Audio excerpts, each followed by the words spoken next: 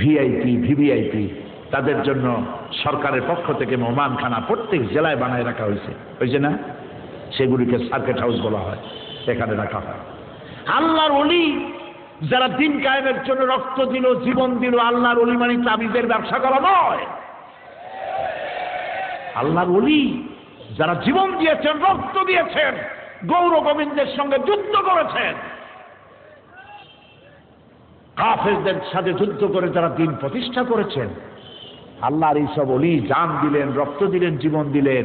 মৃত্যুর পরে সাধারণ এমপি মন্ত্রী হাবিজাবি ছাতামাতা এইসব রাখার জন্য যদি সরকারের সার্কিট হাউস থাকে, আল্লাহ তার গোলামদেরকে, প্রকৃতপক্ষের আল্লাহর গোলাম যারা, তাদেরকে মৃত্যুর পরে আল্লাহর কোনো সার্কিট হাউস নাই, আল্লাহর কোনো ভালো রেস্ট হাউস, গেস্ট হাউস নাই, তো সেখানে হয়তো আছেন তিনি, সেখানে হয়তো তাকে আল্লাহ পাক রেখেছেন।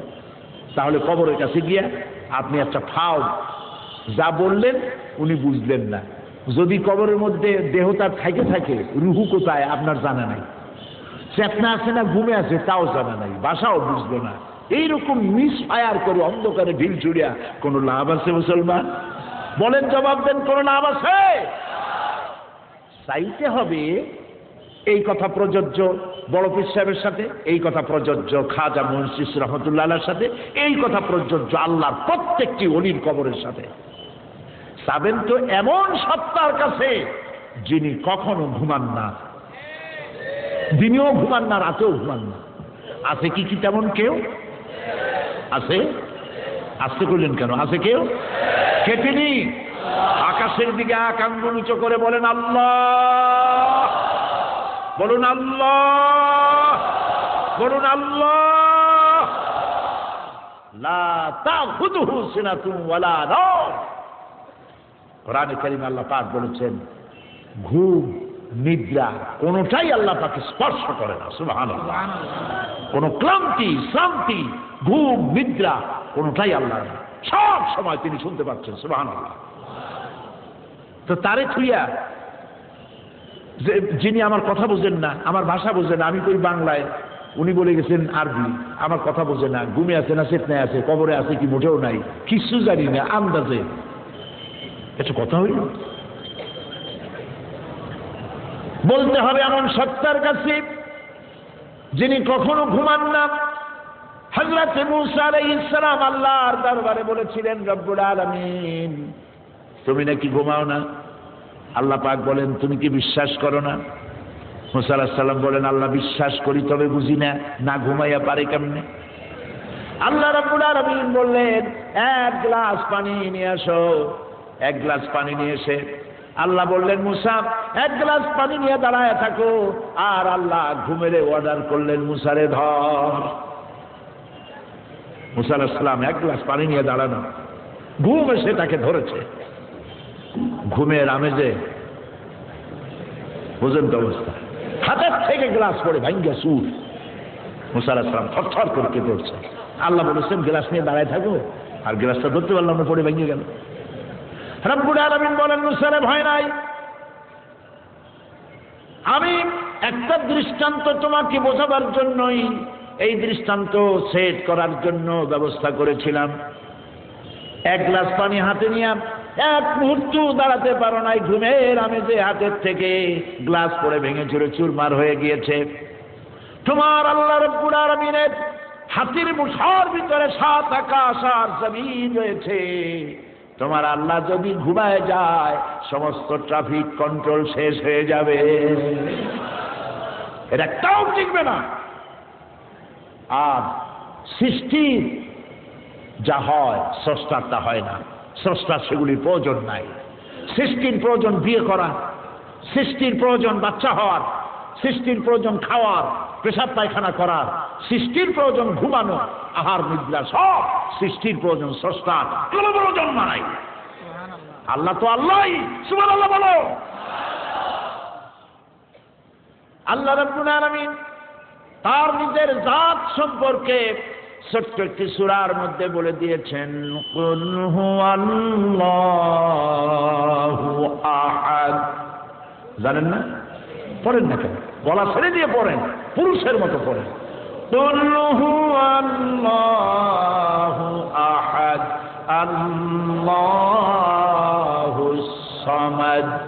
لم يلد ولم يولد ولم يكن له كفوا أحد নবী আপনি বলুন আল্লাহ এক এবং একক, তিনি বেনিয়াজ, কারো মুখাপেক্ষী তিনি নন, তিনি কাউকে জন্ম দেন নাই, তারেও কেউ জন্ম দেয় নাই।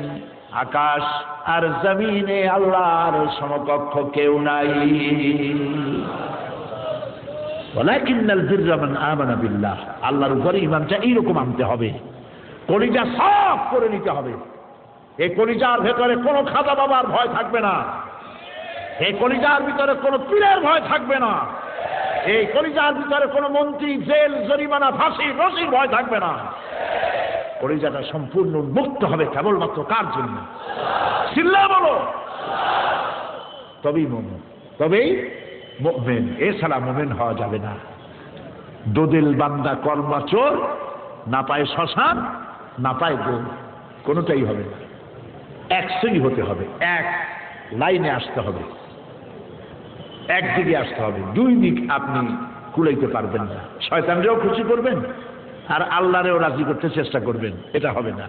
যেমন কোন কবি বলেছে, মসজিদ মে যাকে নামাজ পড়ো, হোটেল পে যাকে শরাব পিও, তাকে রহমান ভি রাজি রহে, শয়তান ভি নারাজ না হো।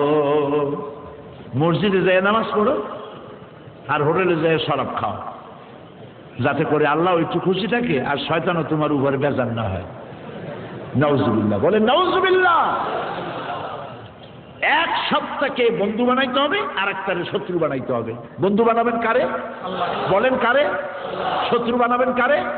শয়তানের। শয়তানের শত্রু বানাইতে গেলে সব ঘোষণা করে দিতে হবে, লা ইলাহা ইল্লাল্লাহ, কাউকে মানি না, কারো কাছে কোনো শক্তি আছে বিশ্বাস করি না। আগুন পোড়াইতে পারে, তবে আল্লাহর ইচ্ছা ছাড়া পোড়াইতে পারবে না। ইব্রাহিম আলাইহিস সালামের আগুনে ভালাইছিল না? আগুন কি পোড়াইতে পারছে? আরে ভাই কথা কর না কেন? পোড়াইতে পারছে? তাহলে ক্ষমতা কি আগুনের না আল্লাহ?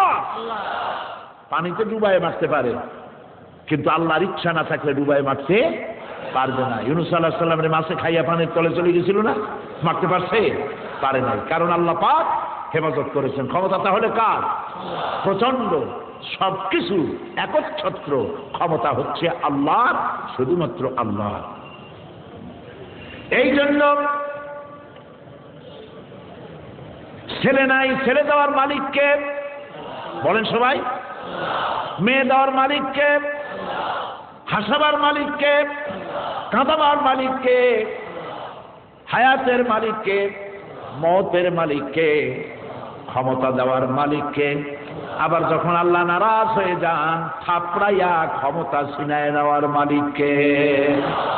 আল্লাহ রাব্বুল আলামিন প্রচন্ড ক্ষমতার মালিক তিনি। সুতরাং সবকিছু চাইতে হবে কার কাছে? বলে আল্লাহর কাছে। তিনি ছাড়া আর কারো কাছে চাইব না। তবে হ্যাঁ, কি চাইতে পারবেন কি চাইতে পারবেন না সেটাও পরিষ্কার হয়ে যাক।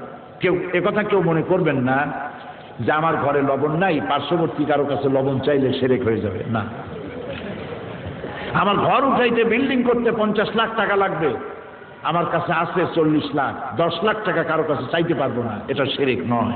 চাওয়াটা শিরক নয়। কোনটা শিরক? শিরক হচ্ছে গায়েব থেকে যে সাহায্যটা পাওয়া যায়। গায়েব থেকে সাহায্য করেন কি?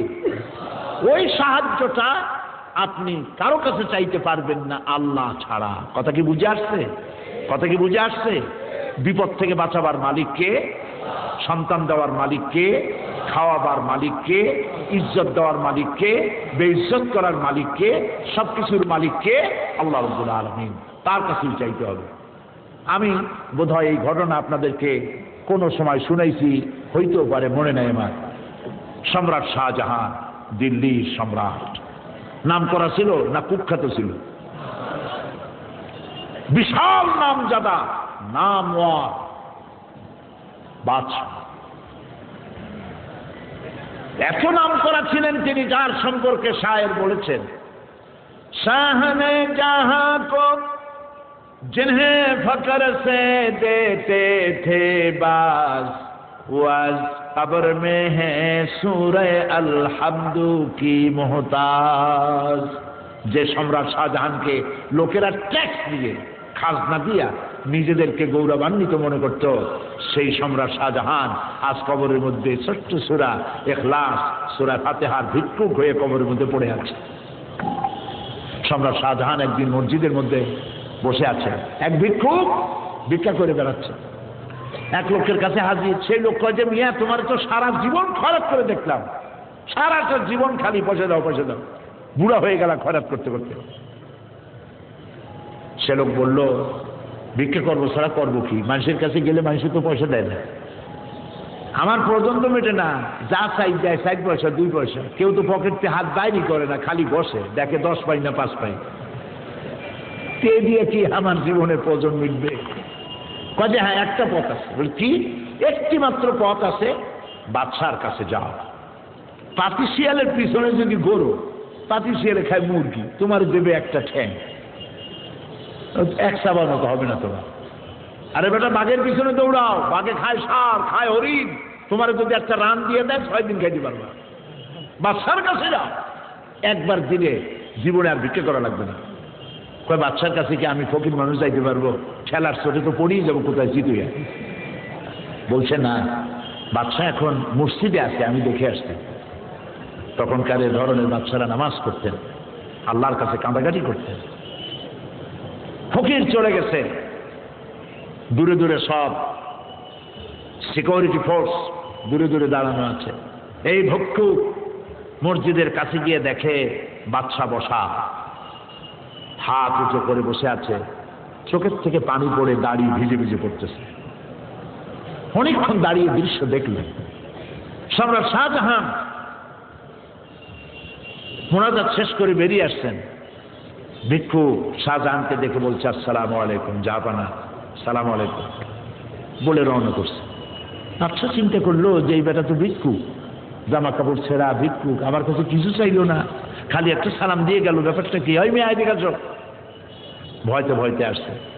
জাহাপানা কোনো অপরাধ হয়েছে আমার? কয় না অপরাধ হয় নাই, তুমি যে কিছু চাইলে না।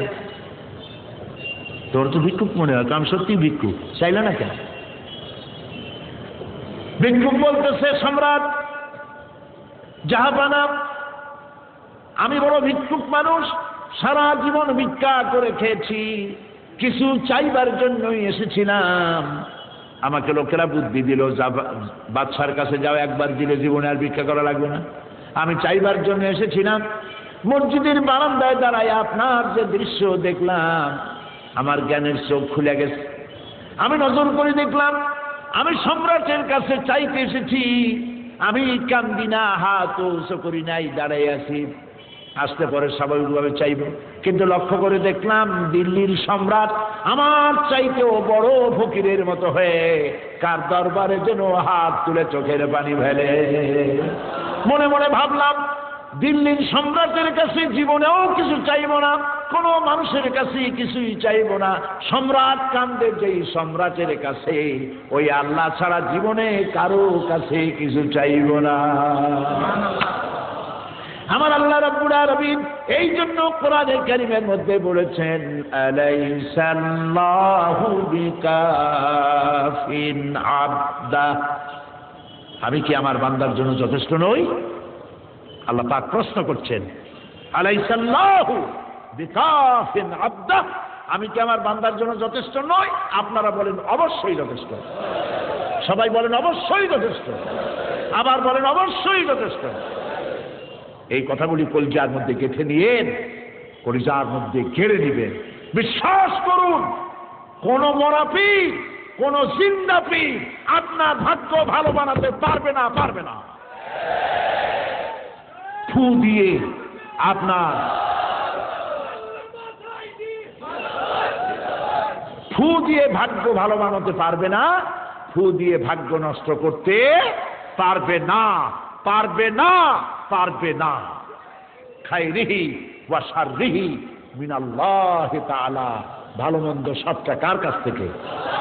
এটার নাম ঈমান। ওয়ালাকিন্নাল বিররা মান আমানা বিল্লাহ, আল্লাহর উপর ঈমান আনলে এইরকম ঈমান আনতে হবে। পোক্তা ঈমান। হ্যাঁ, শাহজালাল রহমতুল্লাহ আলাইহির মাজার, ওখানে গেছেন, ওই রাস্তা দিয়ে যাচ্ছেন, ওখানে দাঁড়ান, দাঁড়ায় গিয়ে দোয়া করেন, বলতে থাকুন সূরা ফাতিহা পড়েন, সূরা ইখলাস 3 বার পড়েন, দরুদ শরীফ পড়েন, কিবলামুখী হয়ে দোয়া করেন, কবরের দিকে ফিরে দোয়া করবেন না। এমনকি নবী করিম সাল্লাল্লাহু আলাইহি ওয়াসাল্লামের কবরের দিকে ফিরেও দোয়া করা মুসলমানদের জন্য সঠিক নয়।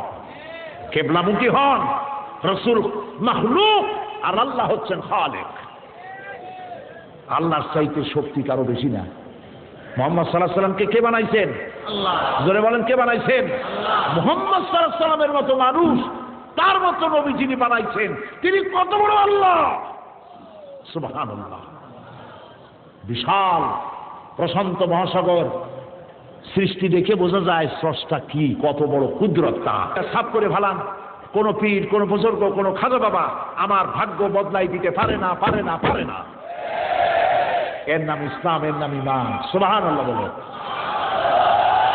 কবরের কাছে গিয়ে, মাজারের কাছে গিয়ে, মাজারের কাছে গিয়ে সূরা ফাতিহা, সূরা ইখলাস, দরুদ শরীফ পড়ে আল্লাহর কাছে দোয়া করবেন, আয় আল্লাহ, যা কিছু পড়লাম, হযরত শাহজালাল রহমতুল্লাহ আলাইহি, হযরতে শাহপরান রহমতুল্লাহ আলাইহি, যারা কাফেরদের বিরুদ্ধে লড়াই করে তোমার দ্বীন কায়েমের জন্য এসেছিলেন, আল্লাহ তাআলা তুমি তাদেরকে জান্নাতে উচ্চ মর্যাদা দান করো। আমিন। এটাই হলো দোয়া। আপনি কেন চাইতে যান সেখানে? এই শাহজালালকে কে বানাইছে? হযরত শাহজালাল রহমতুল্লাহ আলাইহিকে কে বানিয়েছে? তো তারে ছুঁয়ে ওইখানে মরেন কেন? কেন মাথা নত করেন? কেন সিন্নি দেন? কেন টাকা দেন? কেন আগরবাতি দেন? আগরবাতি, মোমবাতি, টাকা দেওয়া, চাদর দেওয়া জায়েজ নাই, হারাম। দিবে আর মুসলমানেরা দিবে? কারা কারা দিবে না হাত উঁচু করে দেখাও, আল্লাহ দেখুক। আলহামদুলিল্লাহ।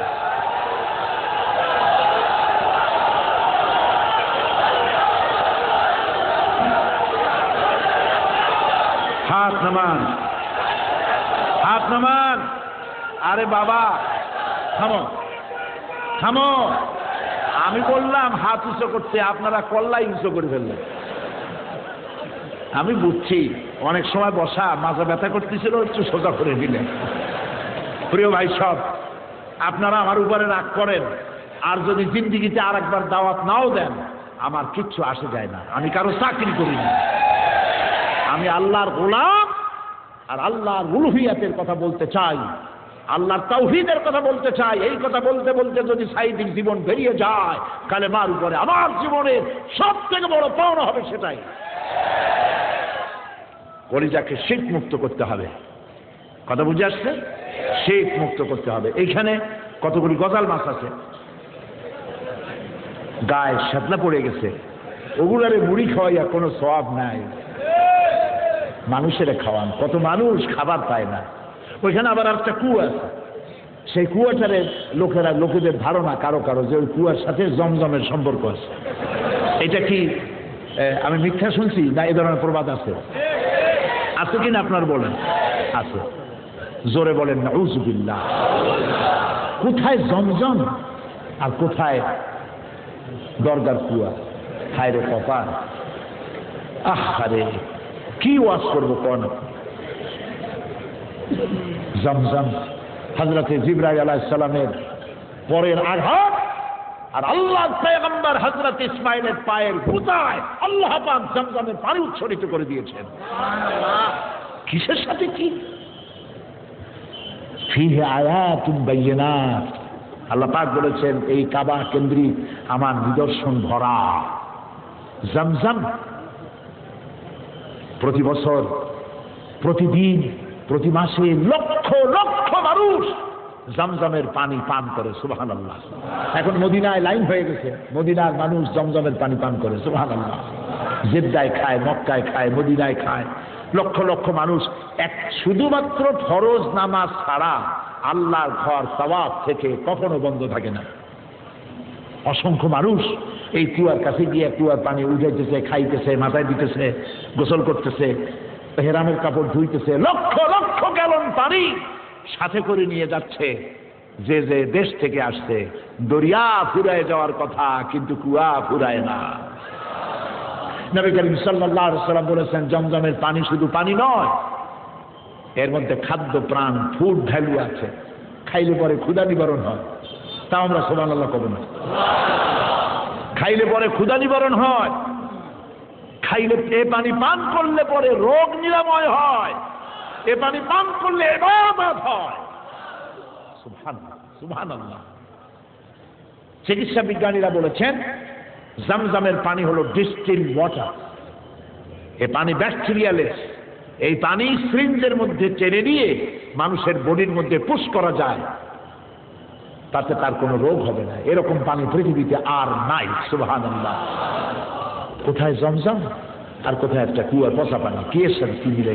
নাউযুবিল্লাহ। এই আকীদা বদতর আকীদা, এর থেকে আল্লাহ রক্ষা করুক। জোরে কোন আমিন। প্রিয় ভাই সব, চট্টগ্রামে গেছিলাম, ওইখানে হযরত বাইজিদ বুস্তামি রহমতুল্লাহ আলাইহি নাকি আসছিলেন। ঐতিহাসিকরা কি বলেন আমি জানি না, তবে ওখানে তারা কবর মনে করে। আসলে ঐতিহাসিকরা লিখেছেন এখানে তার কবর নাই। আমাদের সেরকম অনেক কবর আছে, খালি মাজার শরীফ, মুদ্রার মোটেও নেই। ওইখানে আমি একবার দেখতে গেলাম বিষয়টা যে আসলে কি, যাই দেখলাম বড় বড় কচ্ছপ। এই টেবিলটা আমার সামনে এর থেকেও বড়, মুরব্বি সাইজের কচ্ছপ, গায়ে একদম সাদনা পড়ে গেছে। আমার চোখ দিয়ে তাকায় দেখলাম মুসলমান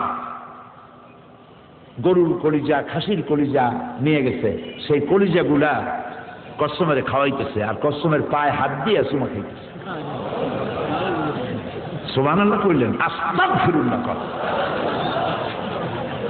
আমি দেখে চিন্তা করলাম যে আরে ক্ষুধার্ত মানুষগুলি, যারা ফকির গরিব না খাওয়া মানুষ আছে, ওরা যদি এই দৃশ্য দেখে কানবে আর কবে যে আল্লাহ, মানুষ না হয়ে যদি কোনো দরবারের কসম হইতে পারতাম, তাও অন্তত কিছু কলিজা টলিজা খাইতে পারতাম।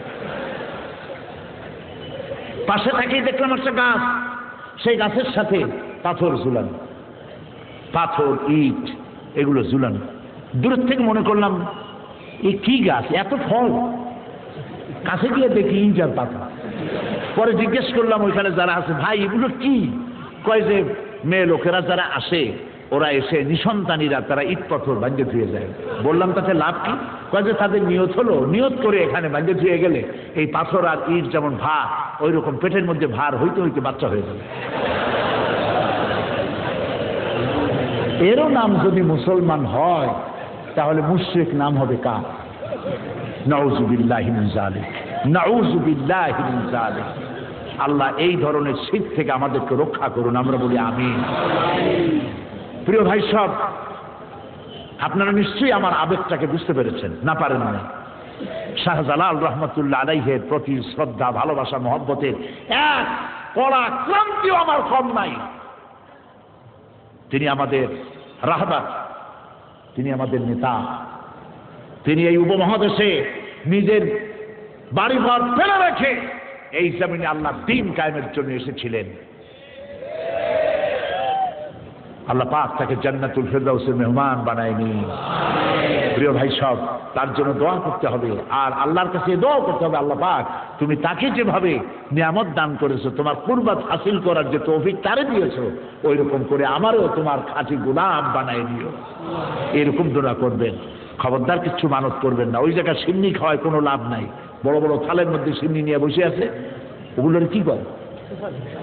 কুশাসন, হ্যাঁ, তুষের ডাইল না কি বলে আমি বুঝলাম না। ওই যে বড় বড় থালের মধ্যে এগুলো খাইয়া কোনো লাভ নাই, কোনো লাভ নাই, ওর মধ্যে কোনো বরকত নাই। এইখানে আগরবাতি মোমবাতি কিচ্ছু দিবেন না, কোনো দিন দিবেন না। মানুষগুলা না খাইয়ে মরে, এই শীতে কাপড় নাই, চোপড় নাই। প্রিয় ভাই সব, আল্লাহর ওলির প্রতি আপনাদের ধারণা কি? ওনার কবরের উপরে চাদর দিলেন, বিশ্বাস করুন কবরে যদি চাদর দেওয়া লাগতো, তাহলে সোনা দিয়া চাদর বানাইয়া উম্মতেরা রাসূলুল্লাহর কবরের উপরে দিয়ে দিত। সুতার কাপড় দিত না, উম্মতেরা সোনার চাদর দিত, উম্মতেরা কলিজা ছিঁড়া রাসূলুল্লাহর কবরের উপরে দিয়ে দিত।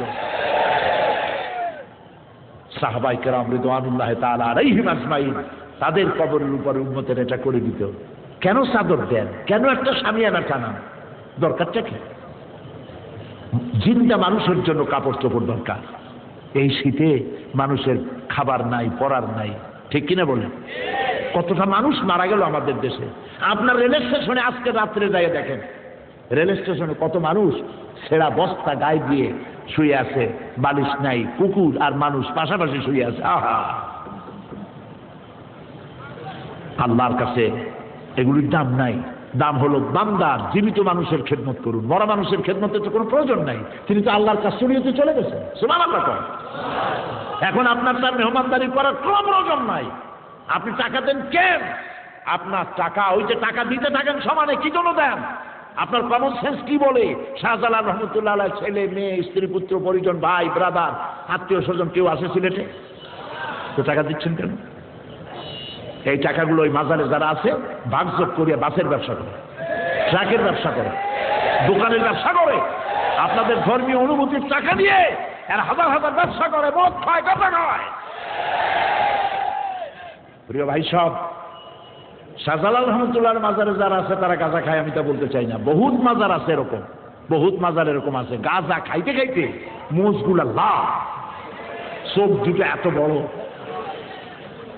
আবার একটা কি জানি কান্দের উপরে ছুঁয়ে এরকম ঘষে, মদিনা যাব কেমন নে মদিনা, শয়তান তুই যাবি মদিনা। গাঁজা খাইয়া দাঁতগুলো লাল বানাইছে, দাড়িতে জট, গায়ে সালার চট, শয়তান। এগুলো কি করে কর? শয়তান। মাজার থেকে পিটায় বের করে দেন। জিজ্ঞেস করবেন মাজারে আসিস কেন? বাড়ি যা, পানের দোকান দিয়ে খা, হাল চাষ করে খা। তোরে মাজারে থাকতে কইছে কে? মসজিদে যা, পৃথিবীর শ্রেষ্ঠ জায়গা মসজিদ। পৃথিবীর শ্রেষ্ঠ জায়গা কি আর নিকৃষ্ট জায়গা কোনটা? বাজার, মার্কেট। মার্কেট হলো নিকৃষ্ট আর মসজিদ হলো শ্রেষ্ঠ।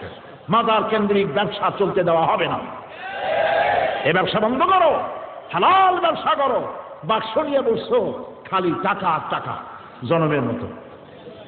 গরিবদের দাও, টাকা দিতে হবে, মসজিদে দিবেন, টাকা দিবেন, মাদ্রাসায় দিবেন, টাকা দিবেন, এতিমখানায় দিবেন, টাকা দিবেন, বিধবাকে দিবেন, টাকা দিবেন, মিসকিনকে দিবেন, টাকা দিবেন, গরিব ছাত্র পরীক্ষার ফি দিতে পারেন, ওরে দিবেন।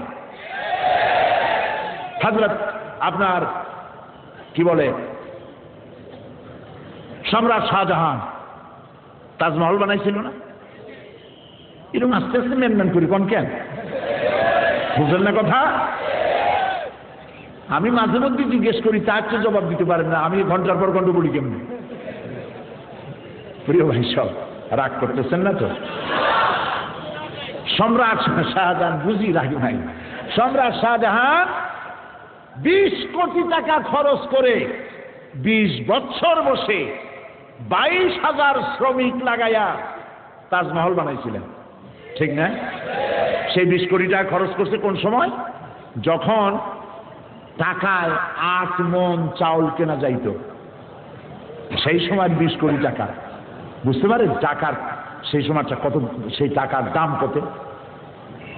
এই 20 কোটি টাকা খরচ করে 20 বছর বসে 22,000 শ্রমিক লাগাইয়া তাজমহল বানাইছে। এই তাজমহলের দাম আল্লাহর কাছে কতটুকু? বলি দাম আছে একটা, কতটুকু? আপনি যদি এই প্রচন্ড শীতে একটা ছোট্ট এতিম বাচ্চা 2টা কেনু গায়ে হাত দিয়া দাঁড়ায় আছে, শীতে ঠক ঠক করে কাঁপতেছে, ঠোঁট 2টা কালো হয়ে গেছে শীতে, দাড়ি কাঁপতেছে, ছোট্ট মানুষ শীতে থরথর করে কাঁপে। এই ধরনের এতিম বাচ্চাকে ছোট্ট একটা সোয়েটার, ছোট্ট একটা জামফার অথবা ছোট্ট একটা গেঞ্জি বা একটা চাদর ওর গায়ে যদি আপনি পরায় দেন, আর ওই এতিম বাচ্চাটা খুশি হয়ে যদি একটু মুস্কি হাসি দেয়, 20 কোটি টাকা খরচ করা, 22 বছর ধরে 22,000 শ্রমিক লাগিয়ে 20 কোটি টাকার খরচ করার তাজমহলের দামের চাইতে আল্লাহ পাকের কাছে ওই এতিম বাচ্চার হাসির দাম বেশি। এর নাম ইসলাম। গরিবদেরকে সাহায্য করো। আশা করি এই বিষয় আর বলার দরকার নেই। আমাদের কলিজা যেন সাফ হয়ে যায়, পরিষ্কার হয়ে যায়। তাবিজ তোমারে ভাগ্য বদলাবে না, তাবিজের ব্যবসা আল্লাহর রাস্তায় বন্ধ করেন। যারা তাবিজ থেকে ব্যবসা করেন, 500 টাকা, 200 টাকা, 1000 টাকা যারা ব্যবসা করেন, আর ফু বেচেন, যারা ফু বেচেন, পানিতে ফু দিয়ে দিল 500 টাকা। কেন? কপাল পুড়ছে কেন? খ্রিস্টান যাদেরকে আমরা গাইড দেই, কুষ্ঠ ব্যাধিগ্রস্ত রোগী কোলে করে নিয়ে হসপিটালে নিয়ে যায়, চিকিৎসা করায়। যারা ইউরোপ আমেরিকায়, আপনাদের দেশের এই সিলেটের মানুষ তো সব থেকে বেশি ইউরোপ আমেরিকা মধ্যপ্রাচ্য বাস করে, ঠিক না? তাদের কাছে জিজ্ঞাসা করেন, ওদের যদি ঈমান থাকতো, শুধু ইউরোপ আমেরিকার মানুষগুলির যদি শুধু ঈমান থাকতো, আমাদের অনেক আগে তারা বেহেশতে চলে যেত। মানুষের জন্য পয়সা ব্যয় করে, কষ্ট করে, খরচ করে, সামান্য একটা পানিতে ফু দিছে, তাতেও 2500 টাকা দেওয়া লাগবে। আস্তাগফিরুল্লাহ। কলিজা বড় বানান, আর কত টাকা দরকার? জামায় পকেটের অভাব নাই, সমানে ঢুকাইতেছে গাইতে। যা দিবেন গরিবকে দেন, গরিব মানুষগুলি বাঁচবে, ঠিক কিনা বলে? গরিবদের দেন, এতিমদের দেন, বিধবাকে দেন, তাহলে এদেশে দারিদ্র থাকবে না ইনশাআল্লাহ। বলেন ইনশাআল্লাহ। আমি পার্লামেন্টে বক্তৃতা করেছি, এই দেশে আপনারা সুদভিত্তিক যে বাজেট পেশ করেছেন, এই বাজেট দিয়া জাতির কল্যাণ হবে না, দারিদ্র বিমোচন হবে না। দারিদ্র বিমোচনের পরিকল্পনা আল্লাহ পাক কোরআন শরীফের মধ্যে দিয়ে দিয়েছেন। সুবহানাল্লাহ। যাকাত, বর্তমান সময় যদি বাংলাদেশে যাকাত সঠিকভাবে আদায় করা হয়, যাকাত আর ওসর বর্তমান সময় 6000 কোটি টাকা যাকাত আদায় হইতে পারে। এই 6000 কোটি টাকা আদায় করে যাকাতের খাত আমরা বাইর করছি, যাকাত দেব খালি এতিমখানা আর মাদ্রাসায় না। যাকাত ব্যয়ের জন্য 8টি খাত আছে। কয়টা খাত? 8টা খাত আছে। এই 8টি খাতে যাকাত দিবেন, দারিদ্র বলে কোনো জিনিস থাকবে না। সুবহানাল্লাহ বলে। এই 6000 কোটি টাকা আদায় করা হচ্ছে না বলে একটা ভেকুয়াম হচ্ছে। এই শূন্যতাকে পূরণ করার জন্য এগিয়ে আসছে বিদেশি ইসলাম বিদ্বেষী এনজিওরা। তারা মাইক্রো ক্রেডিটের নামে অসংখ্য টাকা দিয়ে আমাদের দেশের মুসলমানদের ঈমান লুট করে নিচ্ছে। প্রিয় ভাই, সব ইসলামের দিকে আসেন। ইসলাম পরিষ্কার, এখানে মাথা নত করার কোনো কায়দা নাই, কারো কদমবুসি করে বাঁচতে হবে কোনো প্রয়োজন নাই। আপনার বেহেশতের মালিক আল্লাহ রাব্বুল আলামিন।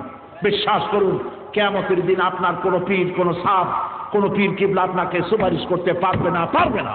মান যাল্লাযী ইয়াশফাউ ইনদাহু ইল্লা বিইজনিহি। কার ক্ষমতা আছে আল্লাহর সামনে কথা বলতে পারে? আপনার পীর আপনার সুপারিশ করবে? কিয়ামতে দেখা যাবে ওনার সুপারিশ কেনা করে। সমস্ত পয়গম্বরেরা বলবে নাফসি নাফসি নাফসি, আল্লাহ আমারে বাঁচাও।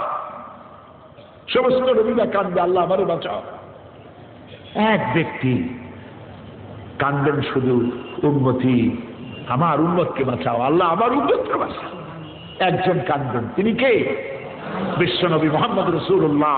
চিল্লায় বলেন সাল্লাল্লাহু আলাইহি ওয়াসাল্লাম। প্রিয় ভাই সব, সেই জন্য চাই ঈমান হবে পুখতা ঈমান। লাইসাল বিররা আন তুওয়াল্লু ওয়ুজুহাকুম কিবালাল মাশরিকি ওয়াল মাগরিব। পূর্ব পশ্চিমে সেজদা দিতে দিতে কপাল যদি কালো হয়ে যায়, আর যদি শিরকে মুবতালা থাকেন, আপনার ইবাদত আল্লাহর দরবারে মঞ্জুর হবে না। এবার শুনুন, আল্লাহ রাব্বুল আলামিন এই কোরআনে কারীমের মধ্যে পরিষ্কার করে বলেছেন, وَقَدِمْنَا إِلَى مَا عَمِلُوا مِنْ عَمَلٍ فَجَعَلْنَاهُ هَبَاءً مَنْثُورًا। আল্লাহ পাক বলেন, আমি যখন আমার বান্দার আমলনামার দিকে মনোযোগী হব, আর সেই আমলনামা যদি শিরক মিশ্রিত পাই, ফাজআলনাহু হাবাআম মানসুরা, তাহলে আমলনামাগুলি ধুলি কণার মতো উড়াইয়া দেব। ভাই সাহেব, বিশ্বাস করুন, কিয়ামতের দিন এখন যেমন প্রধানমন্ত্রী, মন্ত্রী যখন যেদিকে যায়, বিডিআর, পুলিশ, আর্মি স্যালুট আর স্যালুট সমানে মারতে থাকে চতুর্দিকে, জিন্দাবাদ, অমুক ভাই তমুক ভাই, কি করব দিশা নাই, এই যে করতেছে। কিয়ামতের দিন আসল দিশা পাবেন না। কিয়ামতের দিন, কিয়ামতের দিন মিছিল করে আল্লাহর দরবারে যাওয়া যাবে না। সেদিন একজন একজন, আল্লাহ একজন একজন করে ডাকবেন। কি আর রাজা বাদশাহ প্রধানমন্ত্রী আর প্রেসিডেন্ট, এগুলো কোন দাম নাই আল্লাহর কাছে। দাম আছে, আজ আছে কাল নাই। আজকে কত বাহাদুরি, মিলিটারি আর্মি মিডিয়া সমানে স্যালুট মারতেছে, 5 বছর পর দেখা যাবে উনি ক্ষমতায় নাই, বাজার করে বেড়াইতেছে, ফ্যা ফ্যা করতেছে, কেউ জিগায়ও না। সম্রাট আকবর, সম্রাট আকবর কি বিশাল রাজত্বের মালিক, মরে রয়েছে সেকেন্দ্রায়, কেউ জিগাইতেও যায় না। আর আল্লাহর বান্দা শুয়ে আছেন খাজা মঈন চিশতি রহমতুল্লাহ আলাইহি, হাজার হাজার মানুষ জেলে সেখানে যাচ্ছে, তার জন্য দোয়া করতেছে। দোয়া করা ভালো, তবে ওই ধরনের কাজ করা ভালো না যেটা আমি আগে বলছি। আমি এ কথার দৃষ্টান্ত এই জন্য দিলাম, আল্লাহর সাথে থাকুন, আল্লাহ তাহলে আপনি জিরো আছেন, আল্লাহ হিরো বানায় দেবেন।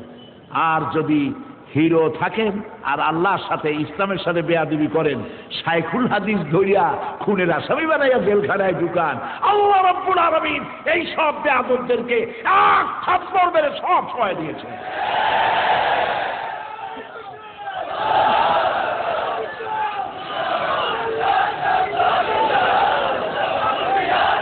আল্লাহর ক্ষমতায় বিশ্বাস করতে হবে, আল্লাহর সাথে থাকতে হবে, তাহলে কিয়ামতের দিন আল্লাহ রক্ষা করবেন। মিছিল করে আল্লাহর সামনে যাবেন, অমুক সাদ জিন্দাবাদ জিন্দাবাদ, এসব কিছু বাদ বরবাদ চলবে না। একজন একজন ইব্রাহিম আলাইহিস সালামের মতো পয়গম্বর আছে দুনিয়ায়, নবী করিম সাল্লাল্লাহু আলাইহি ওয়াসাল্লাম শ্রেষ্ঠ নবী, শ্রেষ্ঠ নবী। কিন্তু ইব্রাহিম আলাইহিস সালাম আল্লাহর প্রিয় খলিল। ইব্রাহিম আলাইহিস সালাম কিয়ামতের দিন আল্লাহর দরবার বলবেন, আল্লাহ আমার বাপের কাছে আমার ওয়াদা ছিল, আমার আব্বারে সুপারিশ করতেছি, আপনি একটু মেহেরবানি করে তাকে জাহান্নাম থেকে মাফ করে দেন। আল্লাহ রাব্বুল আলামিন বলবেন, তোমার সুপারিশ মঞ্জুর হলো না। জাতির পিতা কে? আমার জাতির পিতা চিল্লায় বলো। এই ব্যাপারে কোনো কম্প্রোমাইজ নাই। এই ব্যাপারে যদি কারো মাথার মধ্যে, কোনো মুসলমানের মাথার মধ্যে পোকা ঢুকে থাকে, এই পোকা স্প্রে মেশিন দিয়ে বের করে দাও। জাতির পিতা ইব্রাহিম আলাইহিস সালাম, কি মর্যাদা! তিনি সুপারিশ করবেন, আল্লাহ বলবেন সুপারিশ মঞ্জুর হবে না। নবী করিম সাল্লাল্লাহু আলাইহি ওয়াসাল্লামকে প্রশ্ন করা হয়েছে, ইয়া রাসূলুল্লাহ আপনার আব্বা আম্মার অবস্থা কি হবে কিয়ামতে?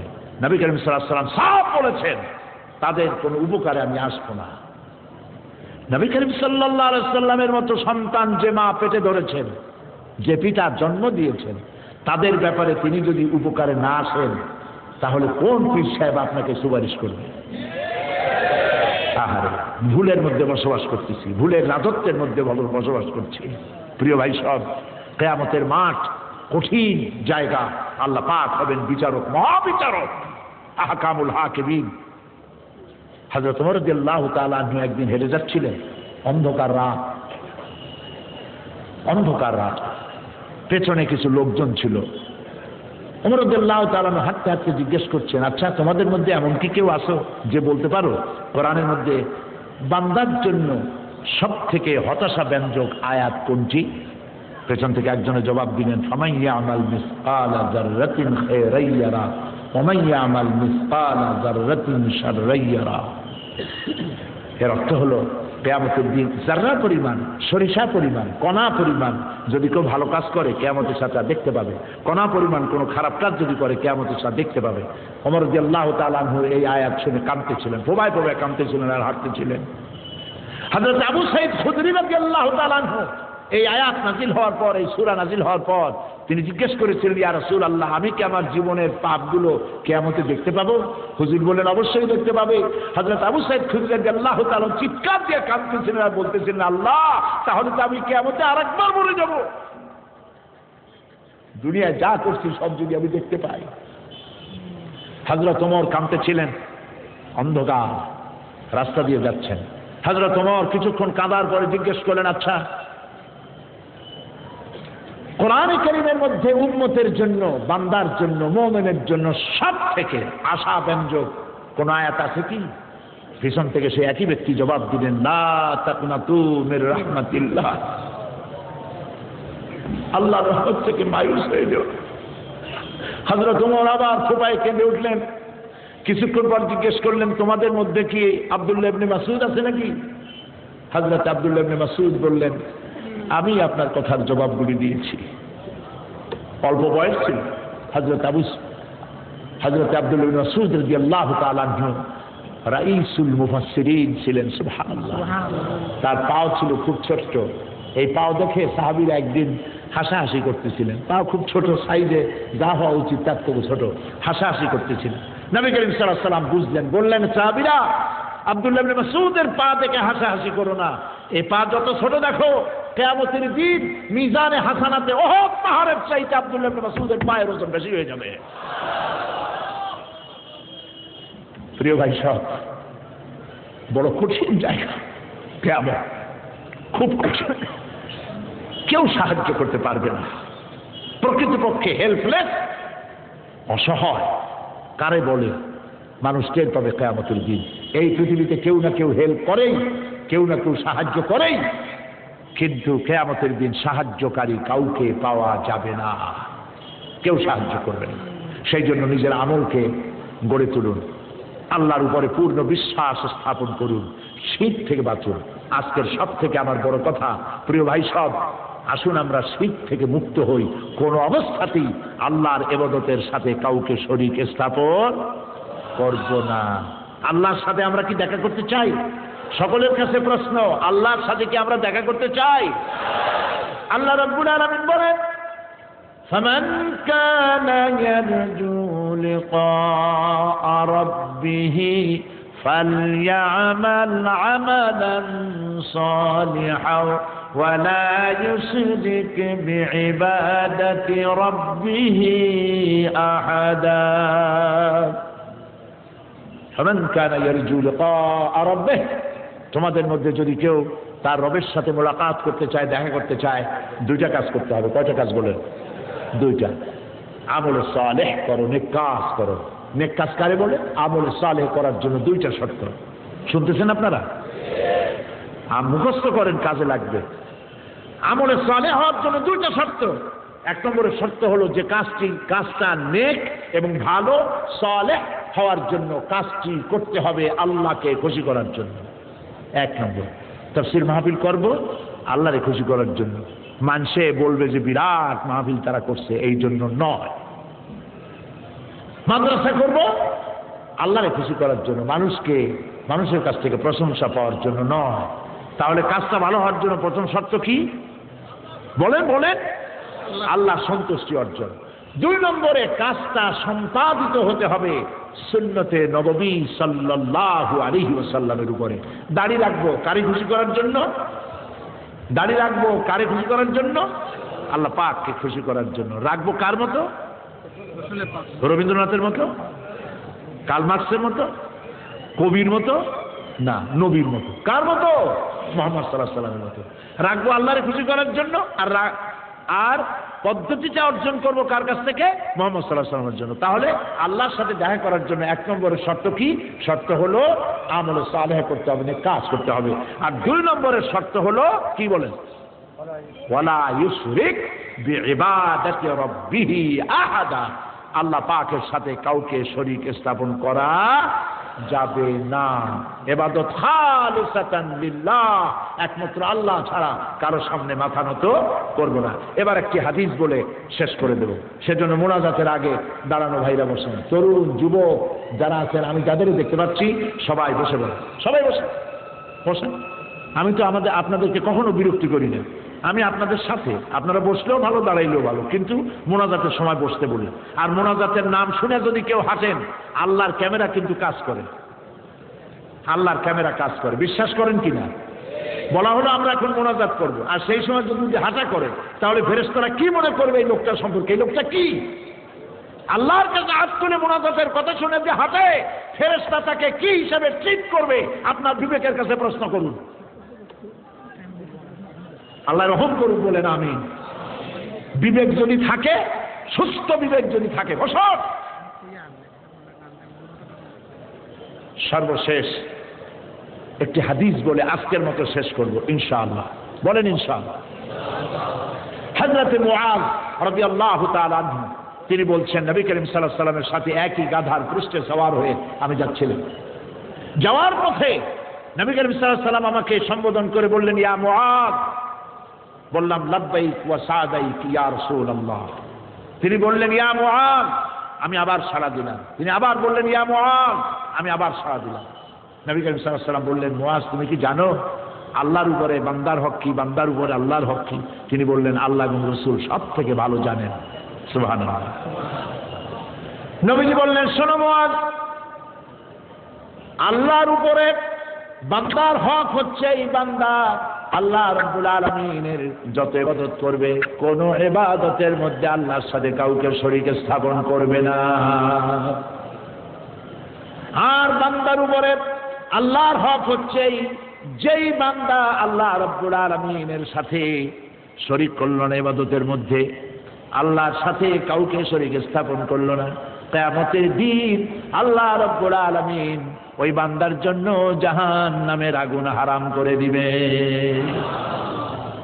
আর কিচ্ছু যদি না করতে পারেন, শিরক আর বিদআত মুক্ত জীবন যদি যাপন করতে পারেন, কিয়ামতের দিন নাজাতের সূরত বের হয়ে যাবে ইনশাআল্লাহ। বলেন ইনশাআল্লাহ, বলেন ইনশাআল্লাহ। প্রিয় ভাই, সব কথা তো একদিন বলা যাবে না, আরো একদিন সামনে আছে। কালকে ইনশাআল্লাহ বলবো যদি আল্লাহ বলান। আমরা বলি আমিন, বলেন আমিন। প্রিয় ভাই, আগামীকাল প্রতি বছরের মতো আগামীকালও সিলেটের সম্মানিত মা এবং বোনেদের জন্য আমি কথা বলবো এই মাঠে সকাল 9:30। 9টার মধ্যেই আপনারা পুষায় দিয়েন আপনাদের মেয়ে, আপনাদের মা, আপনাদের বোন, আপনাদের স্ত্রী, আত্মীয়া, মেয়ে লোকদেরকে এখানে পাঠায় দিবেন। একটা মা যদি ভালো হয় পুরা সংসার ভালো হয়ে যাবে। আলহামদুলিল্লাহ বলেন, সবাই বলেন আলহামদুলিল্লাহ। আমি তাদের প্রতি বছর তাদের প্রশ্নগুলির জবাব দেই, তারপরে কিছু বক্তব্য তাদের শোনাই। আগামীকাল আল্লাহ যদি আমার বাঁচায় রাখার তৌফিক দেয় মা বোনদেরকে দ্বীনের কথা শোনাবো, আপনারা মা বোনদের পৌঁছায় দিবেন। গতবার তো তাদের জন্য যে প্যান্ডেল করা হয়েছিল পরে সে কাপড় চোপড় ছিঁড়া আরো বাড়াইতে হইল, ধরে নেয়। এবার আমি বলবো কর্তৃপক্ষকে মাঠটা আর পুরা মাঠটাই ঘিরে দিয়ে যথাসম্ভব পুরো মাঠ ঘিরে দিয়ে, যাতে করে মা বোনেরা আরামে বসে কথাবার্তা শুনতে পারে। আর আপনাদের দায়িত্ব মা বোনদেরকে 9টা, 9:15 ভেতরে, দেরি করলে আপনাদেরই ক্ষতি হবে, যেহেতু কালকে জুমার দিন। মা বোনেরা বাড়ি ফিরতে দেরি হলে আপনারা না খাইয়ে থাকবেন, দুপুরে রান্না হবে না। সেই জন্য বুঝে শুনে কাম করেন। আর বাচ্চা কাচ্চা সাথে দিবেন না, দুগ্ধপোষ্য বাচ্চা ছাড়া। যে বাচ্চা কোলে নিয়ে আপনি রাখতে পারেন সেই বাচ্চাগুলি কোলে নিয়ে আপনি রাস্তায় রাস্তায় ঘুরবেন। আপনাদেরও একটুখানি এই জিনিসটা বুঝতে সোজা সহজ হোক যে সব সময় আপনার স্ত্রী এই বাচ্চাটা কোলে নিয়ে কত বিরক্ত সহ্য করে, এইটার একটা অনুভূতি কালকে হোক। আপনারা বাচ্চা নিয়ে ঘুরবেন চতুর্দিকে, হাতে চকলেট দিয়ে, আর মা বোনদেরকে ভেতরে পাঠিয়ে দিবেন। সবাই 9:15 মধ্যে সব মা বোনদেরকে এখানে পাঠিয়ে দিবেন। আল্লাহ যেন তৌফিক দেন, বলেন আমিন।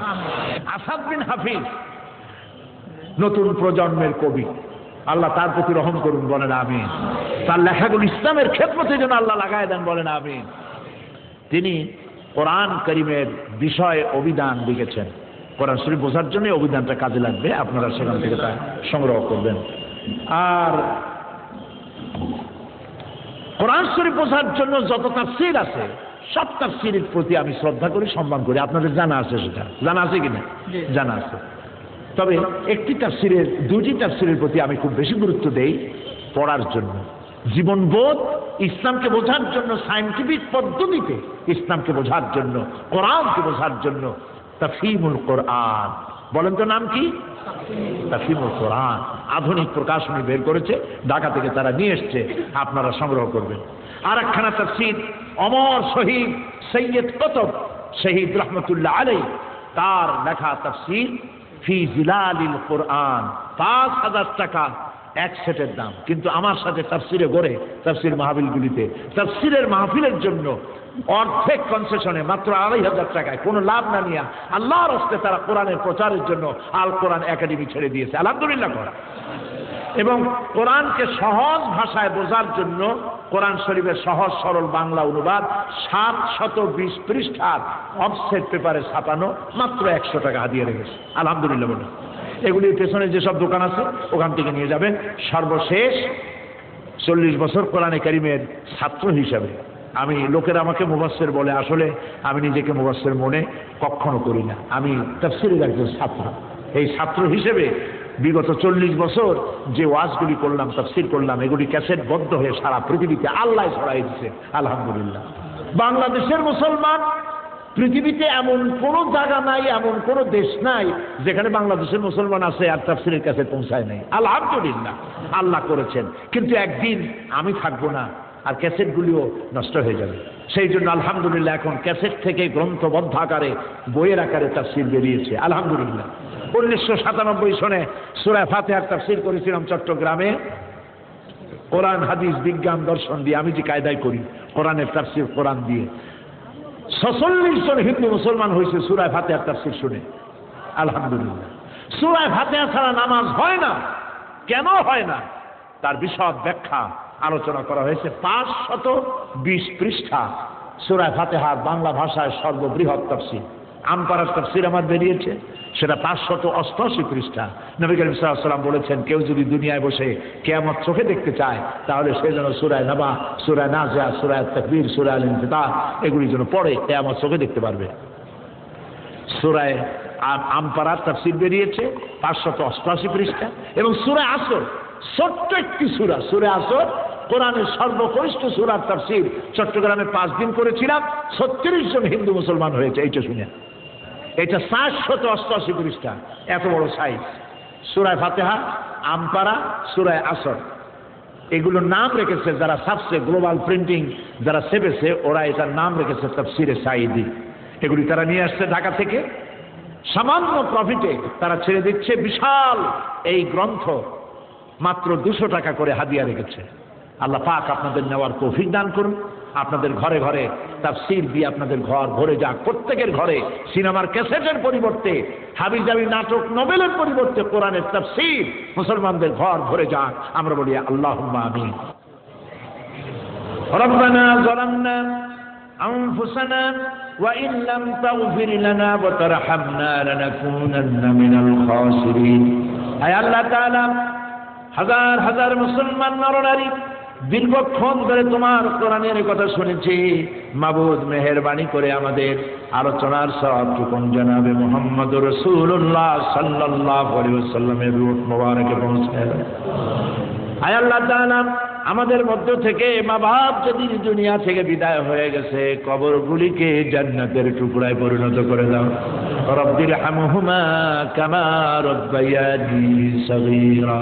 সবাই পড়েন রব্বির হামহুমা কামা রাব্বায়ানি সগীরা।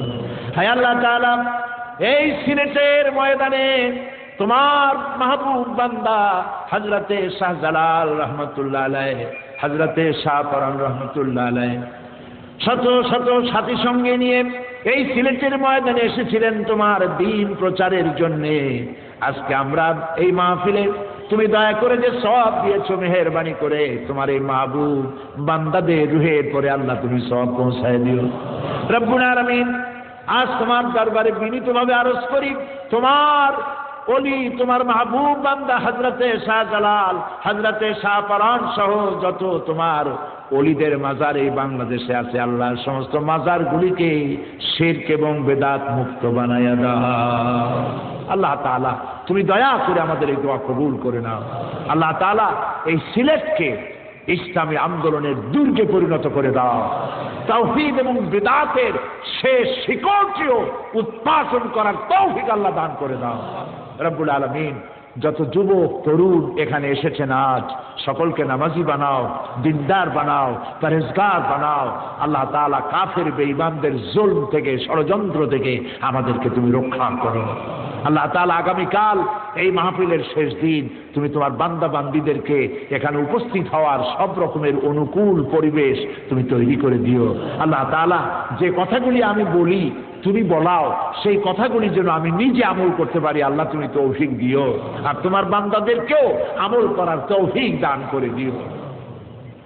রব্বানা تقبل منا إنك أنت السميع العليم وتب علينا إنك أنت التواب الرحيم سبحان ربك رب العزة عما يصفون وسلام على المرسلين والحمد لله رب العالمين واجعل آخر كلامنا عند الموت لا إله إلا الله মুহাম্মাদুর রাসূলুল্লাহ।